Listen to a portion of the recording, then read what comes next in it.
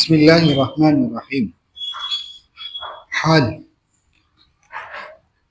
احوال جنگ سن کے بہت غم ہو رہا تھا۔ مدینہ میں احوال جنگ سن کے بہت غم ہو رہا تھا اور نسبت جناب رسول اللہ صلی اللہ علیہ وسلم کے جو خبر مشہور ہوئی اس کا صدمہ جان اہل مدینہ پر کہ عاشق ذات حضرت صلی اللہ علیہ وسلم کے تھے زیادہ از حد تھا، اور سب کو تفتیش آپ ہی کی صحت و سلامتی کی تھی، اپنے عزیز و قریب کا کسی کو ایسا خیال نہ تھا۔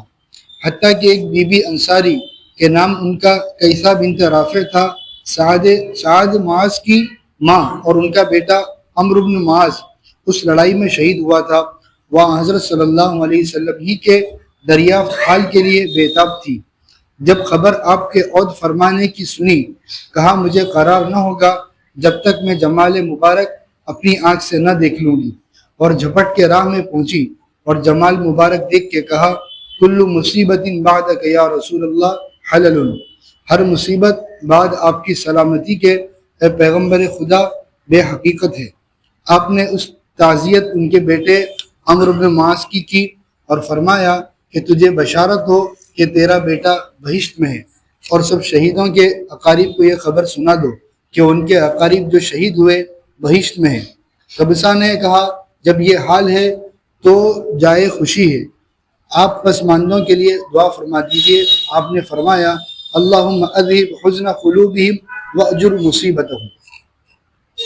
حال اللہ جل جلالہ نے شہداء احد کے لیے آیتیں بھیجی اس مضمون کی کہ وہ زندہ ہے، خدا کے نزدیک انہیں مردہ مت سمجھو، خدا تعالیٰ کے پاس وہ رزق پاتے ہیں اور بسبب ان نعمتوں کے جو اللہ تعالیٰ نے انہیں دی ہے خوش ہیں۔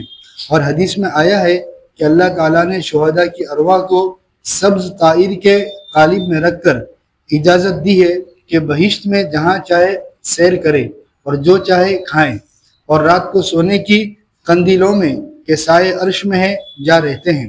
اور بھی حدیث میں وارد ہے کہ اللہ جل جلالہ نے شہداء کو حضور میں بلا کے ان سے کلام کیا۔ عبداللہ والد جابر رضی اللہ تعالیٰ عنہ سے بالمشافہ کلام کیا اور پوچھا کہ اگر تمہیں کسی چیز کی خواہش ہو تو بیان کرو، تمہیں دی جاوے۔ انہوں نے عرض کیا کہ ہمیں سب عمدہ نعمتیں بہشت کی ملتی ہے، ہمیں اب کس چیز کی خواہش ہو؟ ایک بات کی البتہ خواہش ہے کہ ہم پھر دنیا میں بھیجے جاوے اور تیرے لیے پھر شہید ہوں۔ اللہ تعالیٰ نے فرمایا کہ دنیا میں دوسری بار جانا نہیں ہو سکتا، لہٰذا یہ آرزو تمہاری حاصل نہ ہوگی۔ تب انہوں نے کہا ہمارا حال ہمارے بھائیوں کو پہنچا دیا جاوے۔ تب اللہ تعالیٰ نے یہ آیت نازل کی وَلَا تَحْسَبَنَّ الَّذِينَ قُتِلُوا فِي سَبِيلِ اللَّهِ أَمْوَاتًا۔ بسم اللہ الرحمن الرحیم، الحمدللہ رب العالمین والصلاة والسلام علی سید الانبیاء والمرسلین محمد وآلہ وصحبہ اجمعین، اما بعد۔ حضور اقدس صلی اللہ علیہ وسلم ہجرت کر کے مدینہ منورہ پہنچے، اور مدینہ منورہ پہنچ کر دوسرے ہی سال میں جنگ بدر ہوا، اور جنگ بدر کی تفصیلات آپ حضرات کے سامنے آ چکی۔ پھر اس کے ایک سال بعد کافروں نے، چونکہ جنگ بدر میں مکہ مکرمہ میں ہر گھر میں ماتم چھایا ہوا تھا، ہر گھر کا آدمی مرا ہوا تھا اور قید کیا گیا تھا، اس وجہ سے مکہ کے کافر بہت ہی زیادہ رنج میں تھے، بہت ہی زیادہ پریشانی میں تھے، اور انہوں نے یہ سوچا کہ جب تک بدر کی ہار کا ہم بدلہ نہ لیں وہاں تک ہمیں سکون نہیں ملے گا۔ اس وجہ سے حضرت ابو سفیان رضی اللہ تعالیٰ عنہ اس وقت کافروں میں تھے، اور وہ ایک بہت بڑی جمعیت لے کر احد کے موقع پر لڑنے کے لیے آئے۔ حضور اقدس صلی اللہ علیہ وسلم کو معلوم ہوا تو پھر وہ حضور صلی اللہ علیہ وسلم نے مشورہ کیا۔ حضور صلی اللہ علیہ وسلم کا مشورہ یہ تھا کہ مدینہ منورہ میں اپنے حد میں رہ کر دفاع کریں، ڈیفنس کریں، مستقلاً لڑنے نہ جائیں، لیکن صحابہ کرام رضوان اللہ تعالیٰ نے مجمعین کا اصرار تھا کہ کھلے میں لڑنا چاہیے۔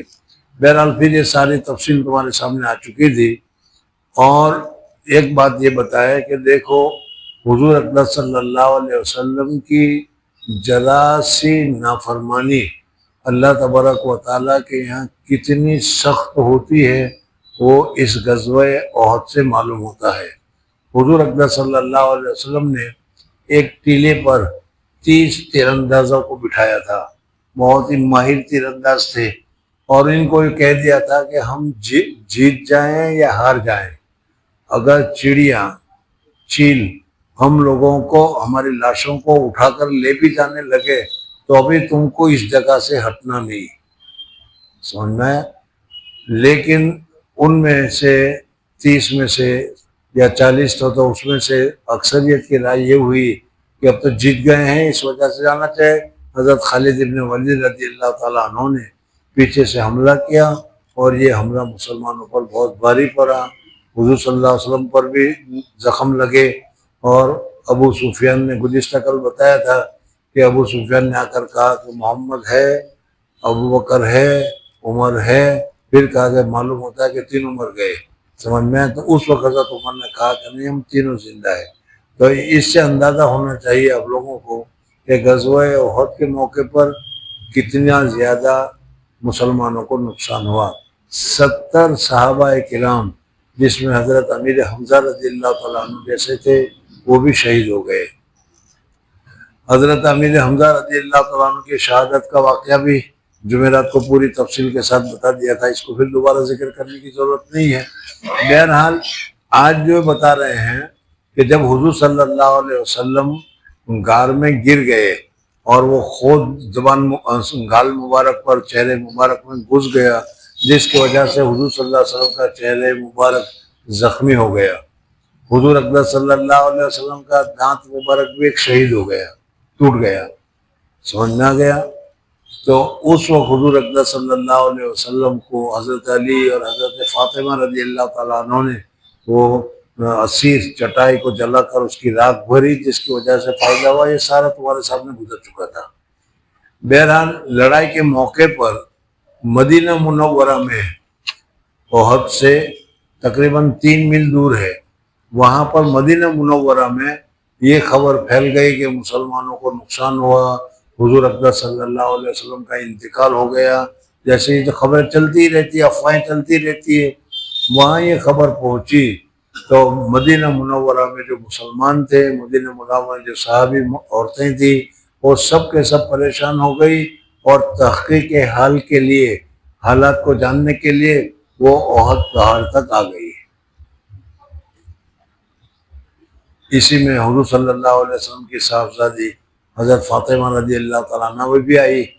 بہرحال ایک عورت کا تذکرہ کیا جو انصار میں تھی، اور ان کا بیٹا بھی ایک شہید ہو گیا تھا۔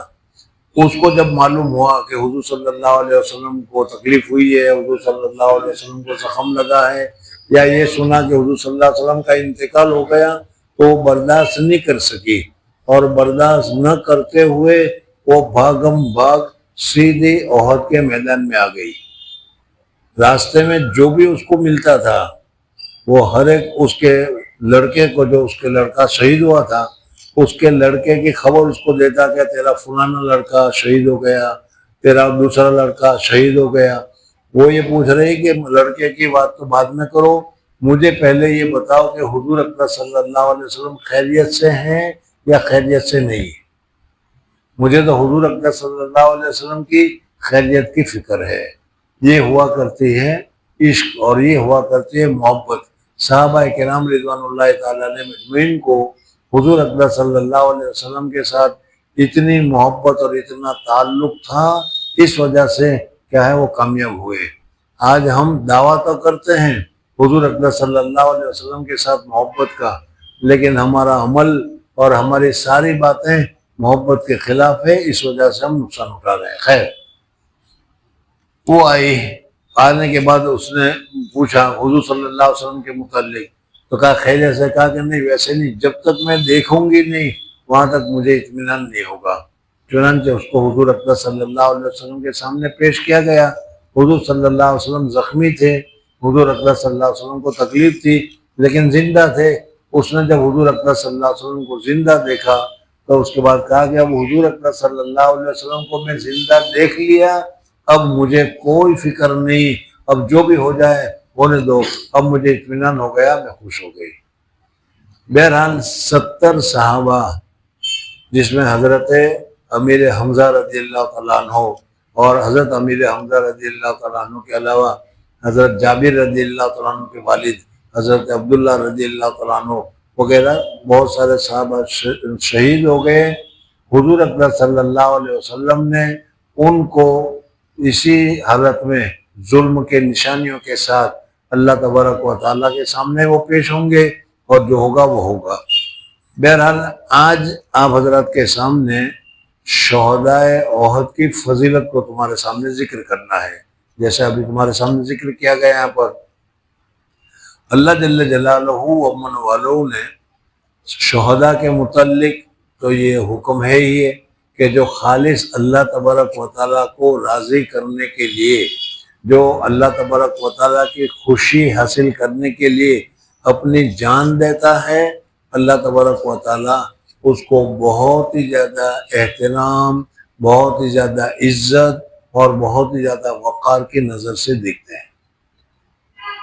میں نے پہلے تمہیں بتایا تھا کہ قیامت تک اور قیامت میں بھی سب سے پہلے حضور اکرم صلی اللہ علیہ وسلم جنت میں داخل ہوں گے، اور حضور اکرم صلی اللہ علیہ وسلم کے ساتھ حضور اکرم صلی اللہ علیہ وسلم کی امت سب سے پہلے جنت میں جائے گی۔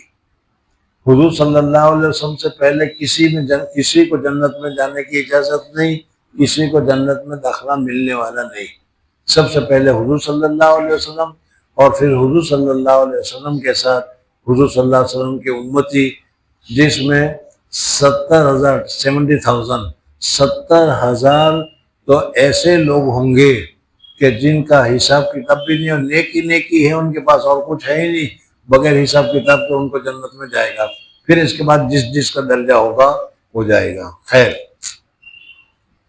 اللہ جل جلالہ امن والوں نے جو لوگ اللہ کے راستے میں شہید ہوتے ہیں، قرآن پاک میں بھی اللہ تبارک و تعالیٰ نے فرمایا کہ جو لوگ اللہ کے راستے میں شہید ہوتے ہیں اس کو مردہ مت کہو، بلکہ وہ زندہ ہے، اللہ کے ہاں وہ روزی کھلائی جاتی ہے، ان کو روزی ملتی ہے، اور وہ زندہ ہے۔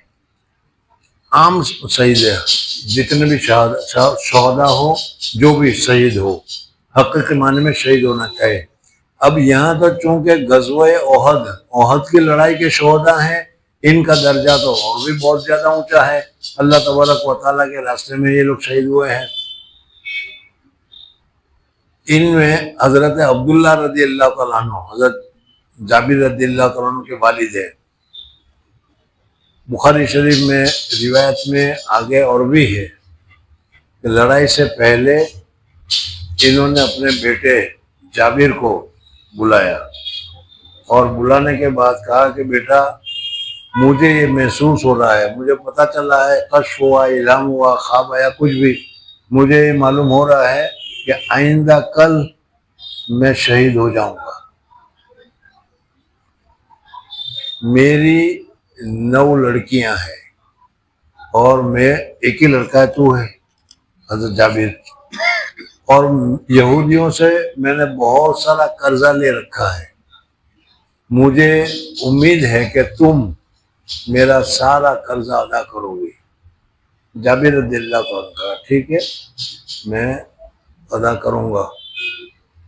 ان کی 2 بہنوں کی شادی ہوئی تھی اور 7 بہنیں چھوٹی چھوٹی تھی، ان کی بھی مستقلاً تاریخ ہے، حدیث میں بہت تفصیلات بیان کی گئی ہے۔ انہوں نے ایک مرتبہ حضور صلی اللہ علیہ وسلم کو کہا، جنگ سے لوٹ رہے تھے، ان کی اونٹنی تھی وہ بہت ضعیف تھی، بہت کمزور تھی، وہ زیادہ چل نہیں سکتی تھی۔ حضور اکرم صلی اللہ علیہ وسلم لڑائی میں ان کے پاس آئے اور اس کا حال پوچھا کہ بھئی کیا حال ہے؟ تو کہ یا رسول اللہ صلی اللہ علیہ وسلم میری اونٹنی جو ہے کمزور ہے، چل نہیں سکتی۔ حضور اکرم صلی اللہ علیہ وسلم نے ایک لکڑی لی اور ایک سبٹا اس اونٹنی کو مارا، بس یہ مارنا تھا کہ اللہ تبارک و تعالیٰ نے اس اونٹنی میں کہاں سے طاقت پیدا کر دی، اللہ جانے۔ وہ اونٹنی اتنی تیزی کے ساتھ چلنے لگی کہ ابھی تو سب سے پیچھے چلتی تھی اور اب سب سے آگے چلنے لگی۔ سمجھ میں؟ تھوڑی دیر کے بعد حضور اکرم صلی اللہ علیہ وسلم نے کہا کہ عبداللہ یہ اونٹنی بیچتے ہو تم؟ تو انہوں نے کہا یا رسول اللہ بیچنے کا کیا سوال، حضرت آپ نے مانگا تو آپ کے حضرت میں تو فری ہے، اگر ہمارے جیسے ہوتے تو کہتے ہیں جزاک اللہ، واہ بھائی واہ، واہ بھائی واہ، مفت میں مل گیا۔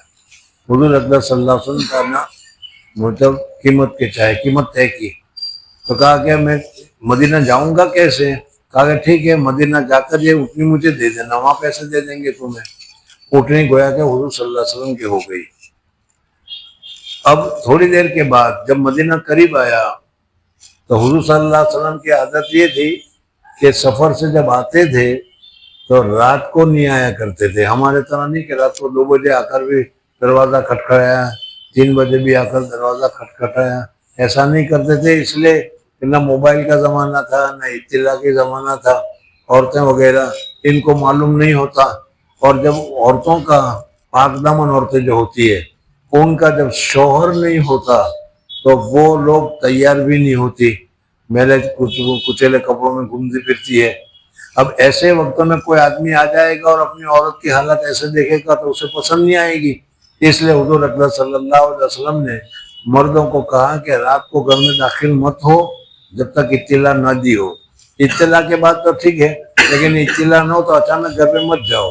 اور حضور صلی اللہ علیہ وسلم مدینہ میں تشریف لاتے تھے، مدینہ سے باہر ٹھہر جاتے تھے اور صبح کو مدینہ میں آتے تھے 9، 9:30، 8، 9 بجے جب دن اچھا چڑھاتا تھا تو حضور اکبر صلی اللہ علیہ وسلم مدینہ میں داخل ہوتے تھے۔ اور حضور صلی اللہ علیہ وسلم کا معمول یہ تھا کہ مدینہ میں داخل ہونے کے ساتھ سب سے پہلے مسجد میں جاتے تھے، مسجد میں گئے اور وضو وغیرہ کیا، صلاۃ المسجد، تحیۃ المسجد وغیرہ پڑھی، جو لوگ آئے ان سے مصافحہ معانے کا بھی کیا جو بات تھی، اور پھر اپنے گھر جایا کرتے تھے۔ اچھا طریقہ ہے، اس لیے کہ ہم سیدھے گھر چلے جاتے ہیں، ہر 5 منٹ میں ایک آدمی ملاقات کے لیے آتا ہے، رنگ بجاتا ہے، اب ہم ہر وقت پریشان ہوتے رہتے ہیں، اس کی جگہ پر یہ طریقہ اچھا ہے، سمجھ میں آئے نہیں۔ بہرحال بات چل رہی تھی کہ مدینہ نظر آ گیا تو حضرت جابر رضی اللہ تعالیٰ عنہ نے حضور صلی اللہ علیہ وسلم سے کہا کہ یا رسول اللہ صلی اللہ علیہ وسلم مجھے اجازت دے دی جائے کہ میں جلدی مدینہ پہنچوں۔ حضور اکبر صلی اللہ علیہ وسلم نے پوچھا کہ بھائی ایسی کیا بات ہے، ایسی کیا ضرورت ہے کہ تم مدینہ میں جلدی پہنچنا چاہتے ہو؟ تو اس نے کہا کہ یا رسول اللہ صلی اللہ علیہ وسلم میں نے شادی کی، اس وجہ سے اپنے صحیح سلامت واپس آ گیا تو میں بیوی سے ملنا چاہتا ہوں۔ تو حضور اکبر صلی اللہ علیہ وسلم نے پوچھا کہ کنواری لڑکی سے شادی کی ہے یا شادی شدہ لڑکی سے شادی کی ہے؟ تو انہوں نے کہا کہ یا رسول اللہ صلی اللہ علیہ وسلم میں نے تو شادی شدہ عورت کے ساتھ نکاح کیا ہے۔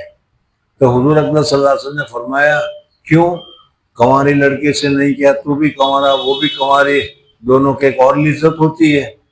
تو اس وقت یہ جواب دیتے ہیں، دیکھو صحابہ کرام، آج کل ہم بہنوں کو کیا کرتے ہیں اور یہ صحابہ کو دیکھو، وہ یہ کہتے ہیں کہ یا رسول اللہ میری 7 بہنیں چھوٹی ہیں، ان چھوٹی بہنوں کو غسل کرانا، کپڑے بدلوانا، سر میں کنگھی کرنا، یہ ساری چیزیں اگر میں کوئی کنواری لے کر آتا تو 7 کی جگہ 8 ہو جاتی، سمجھنا ہے نہیں، اور معاملہ مشکل ہوتا۔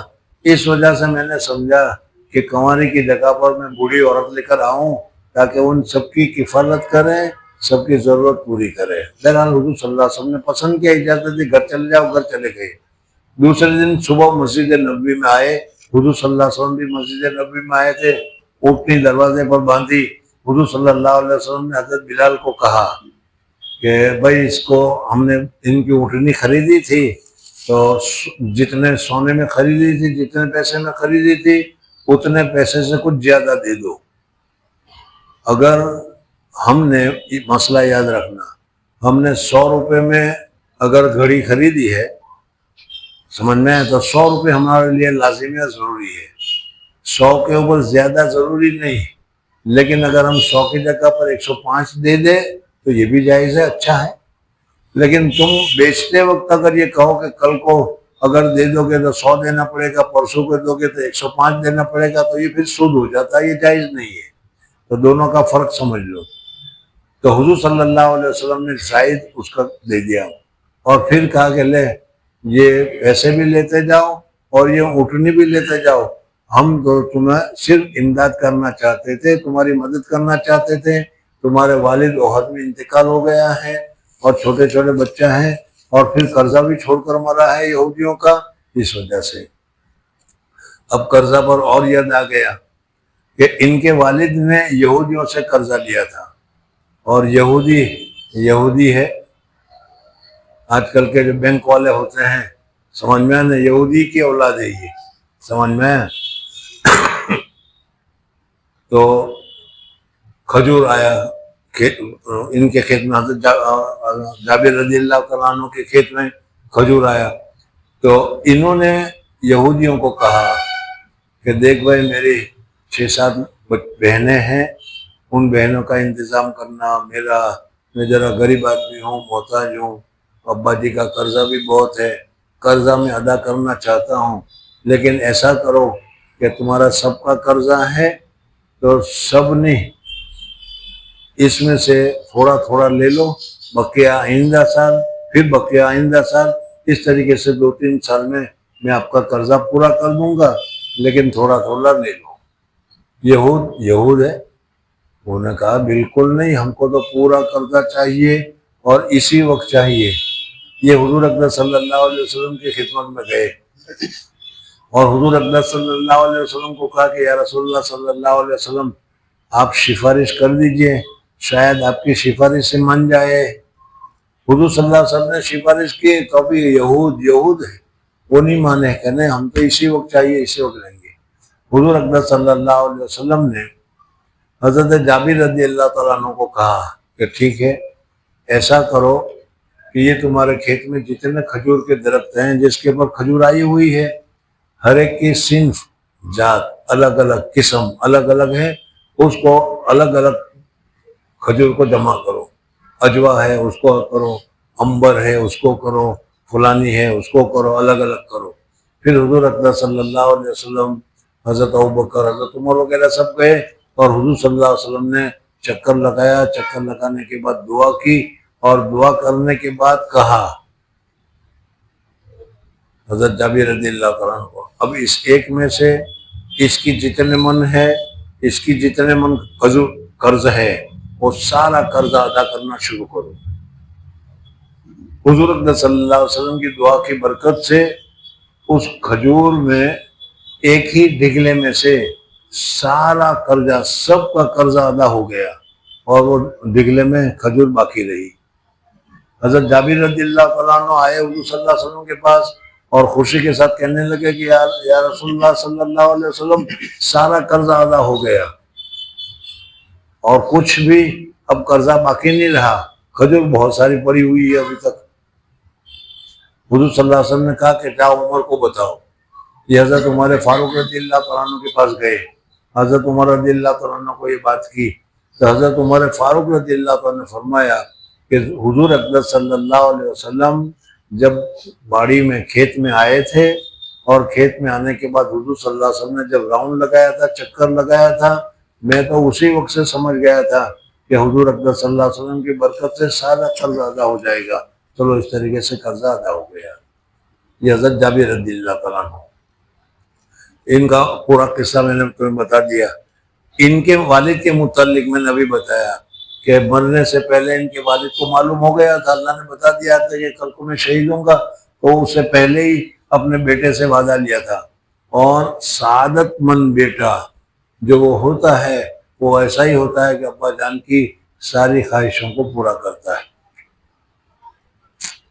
اب اس وقت جو میں روایت بیان کرنا چاہ رہا تھا، اس میں حضرت جابر رضی اللہ تعالیٰ عنہ کے والد حضرت عبداللہ کون تھے، کیا تھے، یہ پہلے بتا دیا۔ اب تمہیں یہ معلوم ہوگا کہ اللہ جل جلالہ و امن والوں نے غزوہ احد میں جو صحابہ کرام رضوان اللہ تعالیٰ علیہم اجمعین شہید ہوئے، ان سب کو کہہ دیا کہ ابھی سے تم جنت میں رہنا چاہو تو جنت میں رہ سکتے ہو، اور جنت میں سب پرندہ جو گرین کلر کا ہوتا ہے، اس گرین کلر کے پپوٹوں میں ان کی روح ہوتی ہے، اور جنت میں جہاں چاہے اڑنا چاہے، جہاں جانا چاہے، جو کھانا چاہے، جو کرنا چاہے۔ آج شہید کو آج بھی جنت میں سے کھانا ملتا ہے، وہ جنت میں رہتے ہیں اور جنت میں جہاں چاہے وہ اڑتے پھرتے ہیں جو شہید ہو وہ۔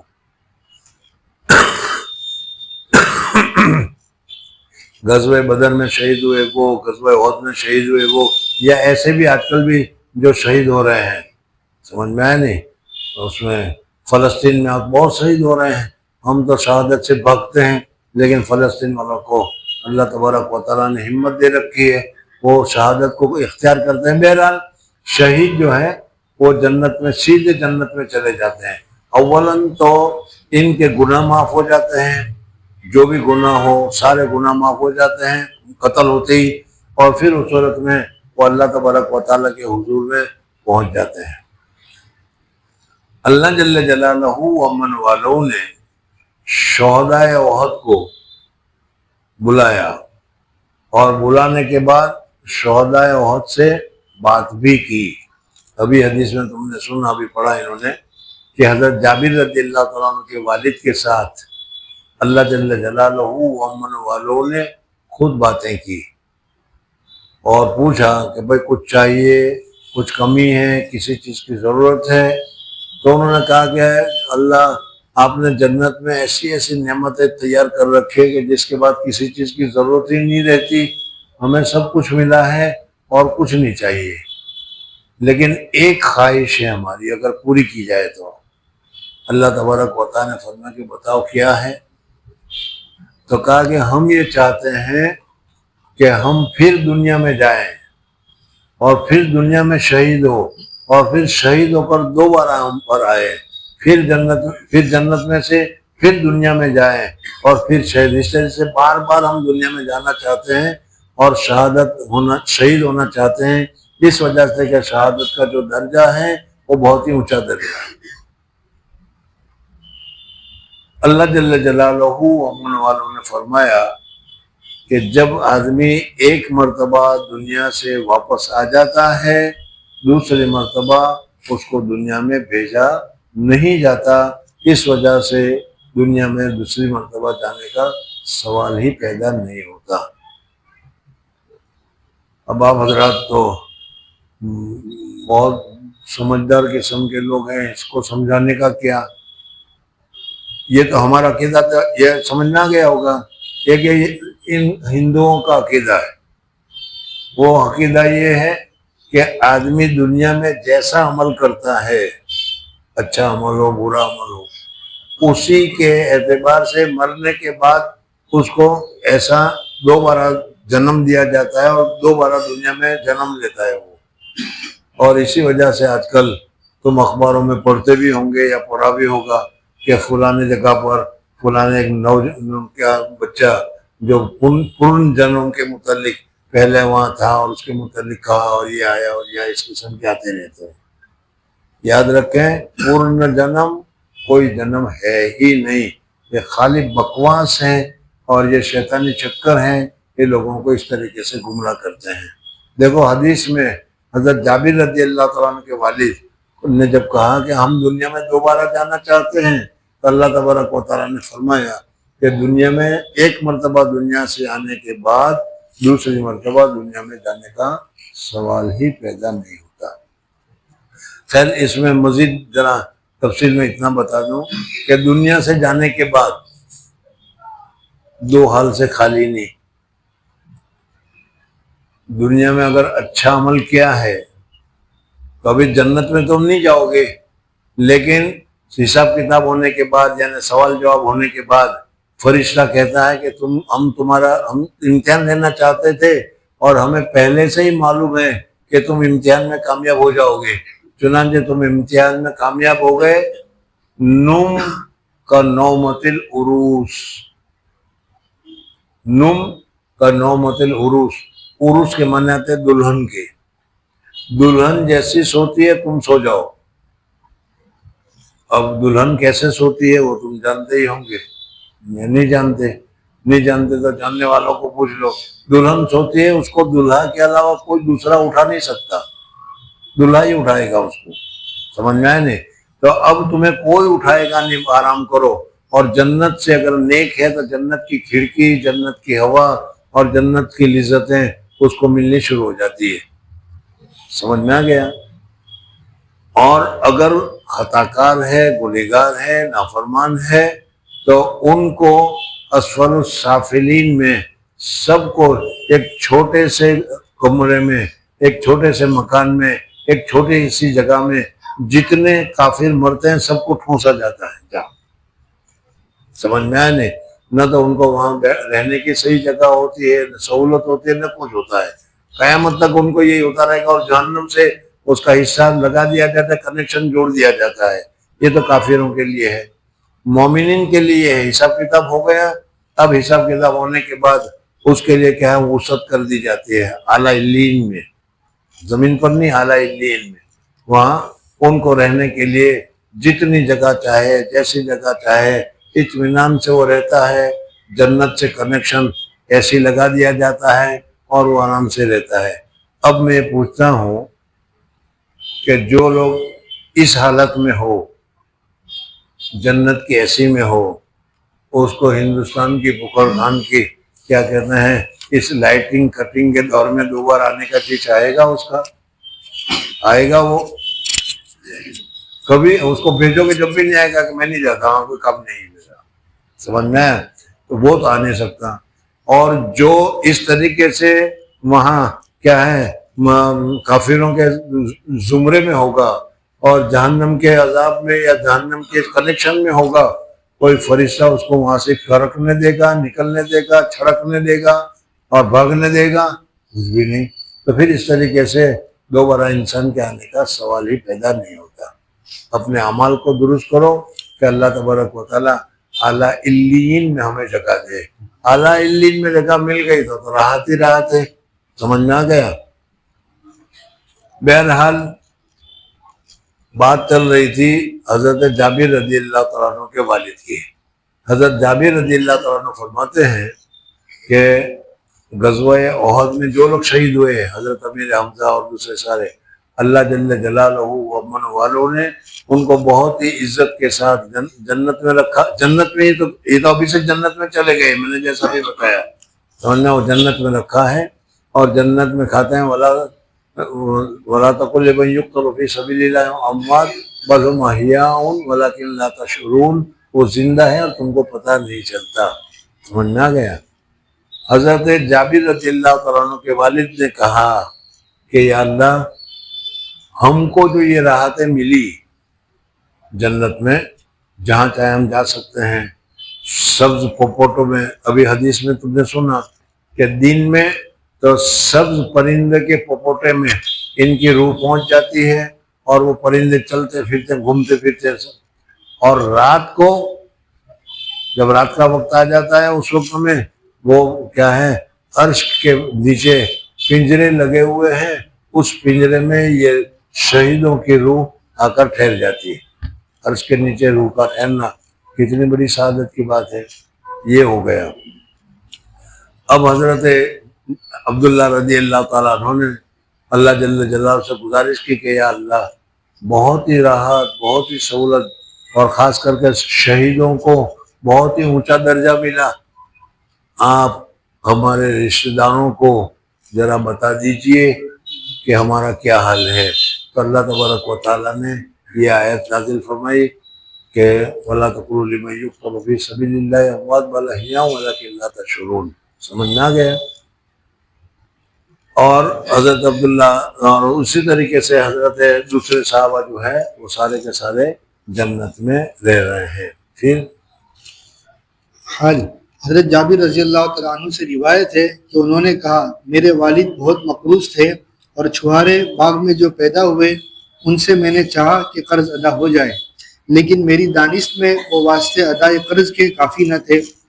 لہٰذا میں نے حضور میں عرض کیا کہ اگر آپ تشریف لے چلے تو غالباً میں نے حضور صلی اللہ علیہ وسلم سے گزارش کی کہ یا رسول اللہ صلی اللہ علیہ وسلم، قرضہ بہت ہے، یہ خود ماننے کے نہیں، آپ ذرا میری سفارش کریں ان سے کہ 2-3 سال میں سالہ قرضہ لے لینا تو مان جائیں گے. حضور صلی اللہ علیہ وسلم تشریف لائے، حضور صلی اللہ علیہ وسلم نے سفارش کی، لیکن یہود ہے، وہ ماننے کے لیے تیار نہیں تھے. جی اگر آپ تشریف لے چلے تو غالباً بلحاظ آپ کے قرض والے کچھ رعایت کریں. آپ تشریف لائے، قرض والے آپ کو دیکھ کر اور بھی تقاضے میں گرم ہوئے. آپ نے یہ حال ملاحظہ فرمایا اور گرد بڑے خرمن کے 3 بار پھرے. پھر اس خرمن یعنی کے پاس کھجور کا جو بہت بڑا ڈگلا رکھا ہوا تھا، حضور صلی اللہ علیہ وسلم اس کے چکر 3 مرتبہ لگائے، لگا کر کچھ تھوڑی دعا کی اور دعا کرنے کے بعد کہا کہ پھر اس خرمن کے پاس بیٹھ گئے اور قرض والوں کو پیمانے سے ناپ ناپ کے دینا شروع کیا.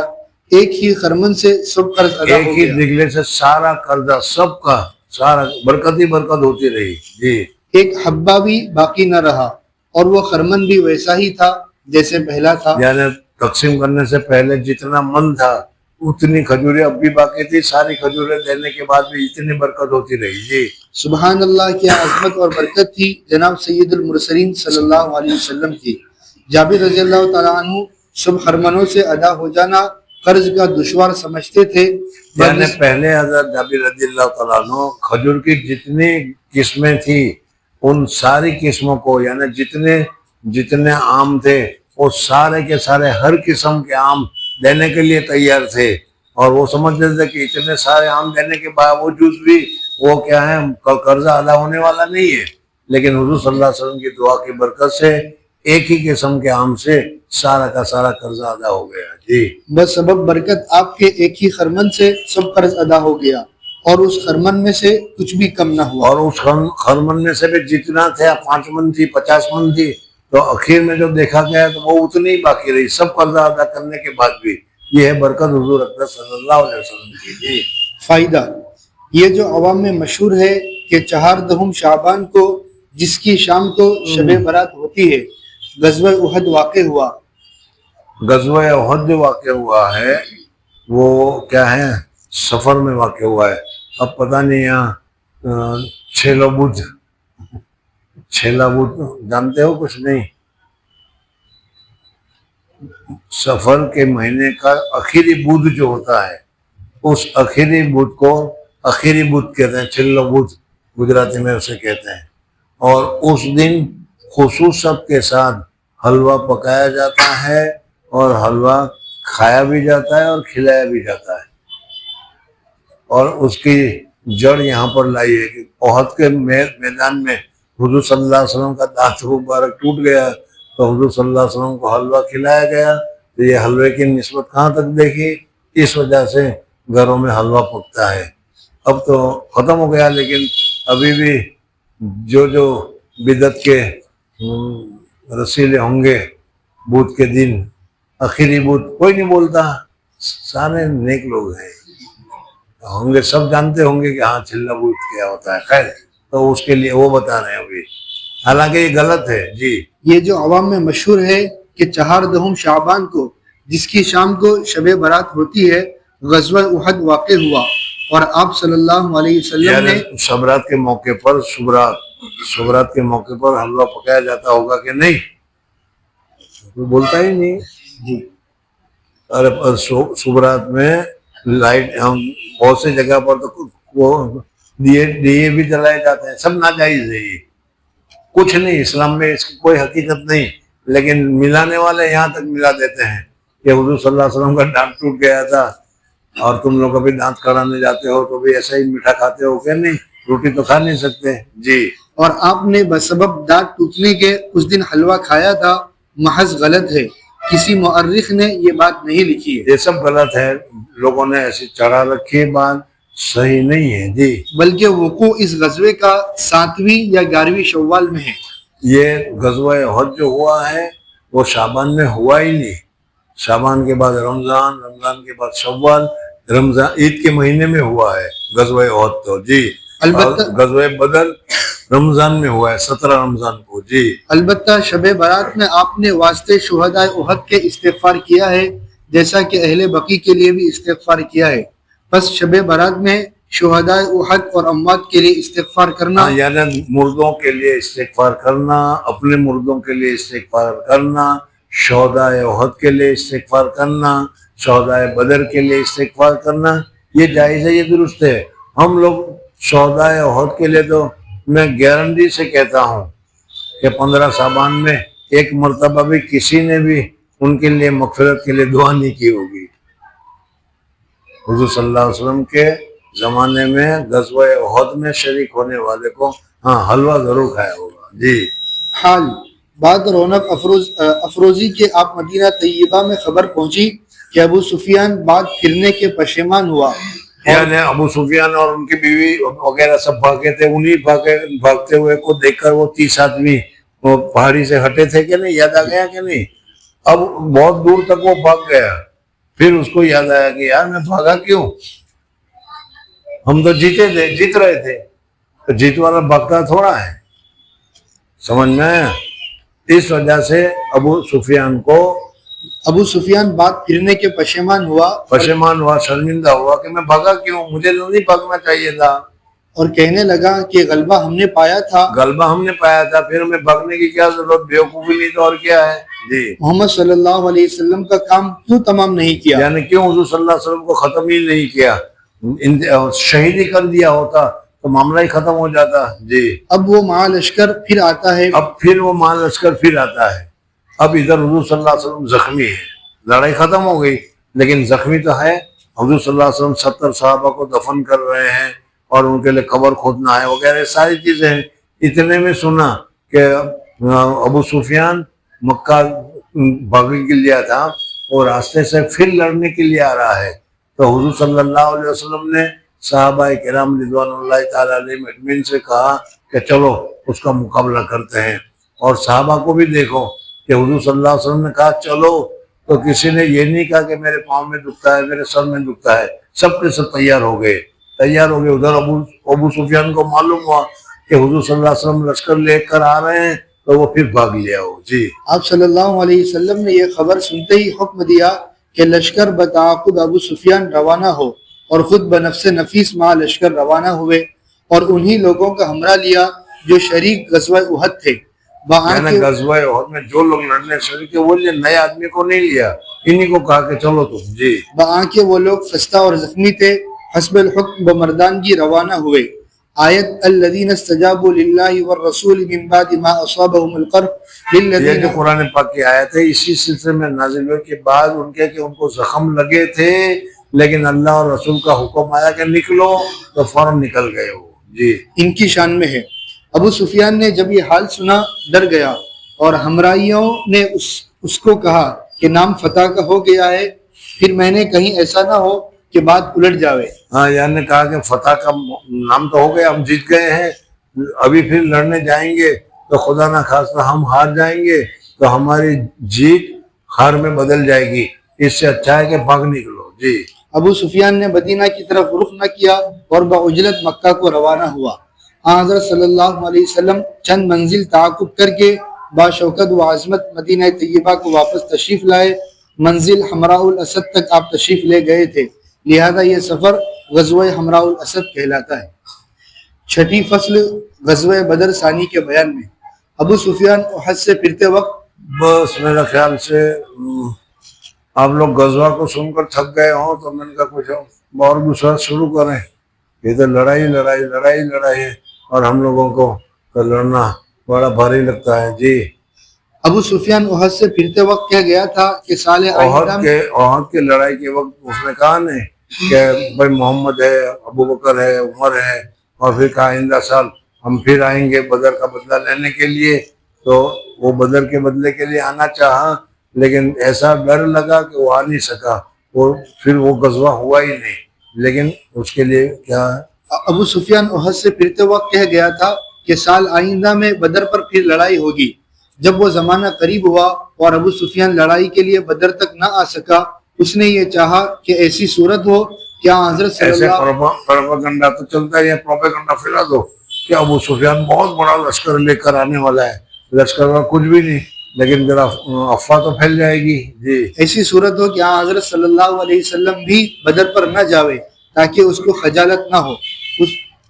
उसने एक शख्स को नुआइम बिन मसूद नाम था मदीना की तरफ भेजा कि जाकर मदीना वालों का इत्तला कर दो कि अबू सुफियान बहुत बड़ा लश्कर जलाल लेकर आ रहा है। बहरहाल चलो, अल्लाह जल्ल जलालहू व अमन वालहू, सहाबा किराम, मैं तो सिर्फ एक ही बात सोचता हूँ کہ دیکھو ابھی 2-3 دن سے صرف جنگ بدر اور جنگ احد وغیرہ کا تذکرہ آ رہا ہے، اور کتنی سخت جنگ ہوئی، حضور صلی اللہ علیہ وسلم کو کتنی سخت تکلیف ہوئی۔ اگر حضور اقدس صلی اللہ علیہ وسلم یہ تکلیف نہ اٹھاتے تو آج ہمارے پاس ایمان نہیں پہنچتا۔ ہمارے پاس ایمان پہنچانے ہی کے لیے حضور اقدس صلی اللہ علیہ وسلم نے، صحابہ کرام رضوان اللہ تعالیٰ علیہم اجمعین نے اتنی ساری تکلیفیں اٹھائی ہے۔ اس لیے ہمارے لیے لازم ہے کہ ہم ان حضرات کے لیے اپنے دعاؤں میں یاد کریں۔ اللہ تعالیٰ ان کو جزائے خیر نصیب فرمائے اور ہم کو رشد و ہدایت عطا فرمائے، صلاح اور فلاح عطا فرمائے۔ سبحان اللہ و بحمدہ، سبحانک اللہم و بحمدک، نشہد ان لا الہ الا انت، نستغفرک و نتوب الیک۔